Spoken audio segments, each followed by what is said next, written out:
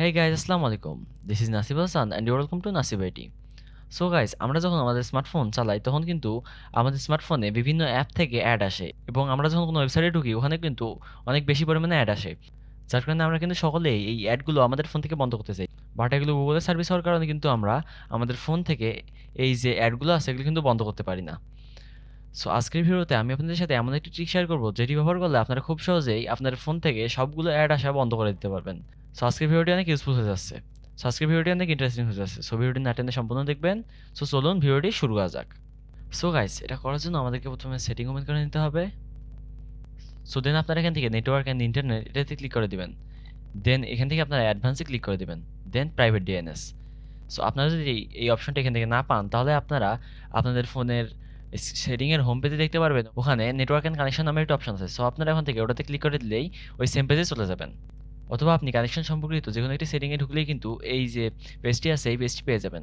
So আমি এখান থেকে এই পেজটি ওপেন করে নিচ্ছি।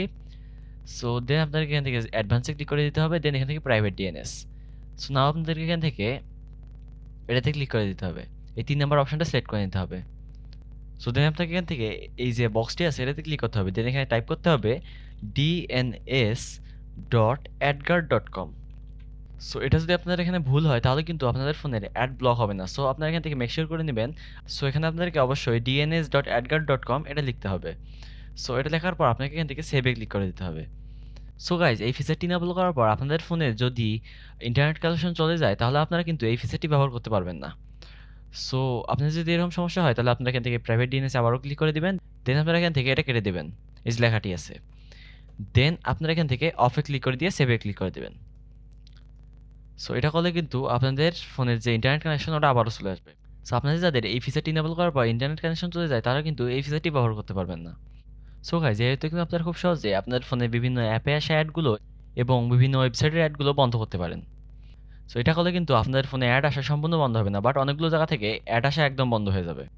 সো গাইজ, আজকের ভিডিওটি এই পর্যন্তই। যদি ভিডিওটি ভালো লেগে থাকে তাহলে অবশ্যই ভিডিওতে একটি লাইক দিয়ে দিবেন এবং এরকম আর ইউজফুল ভিডিও পাওয়ার জন্য আমার চ্যানেলটি সাবস্ক্রাইব করে পাশে থেকে বেল আইকনটি অন করে দিবেন, যাতে নতুন ভিডিও আপলোড দেওয়ার সাথে সাথে সবার আগে আপনার কাছে নোটিফিকেশন চলে যায়। সো দেখা হবে নেক্সট ভিডিওতে। সে পর্যন্ত সবাইকে আল্লাহ হাফেজ।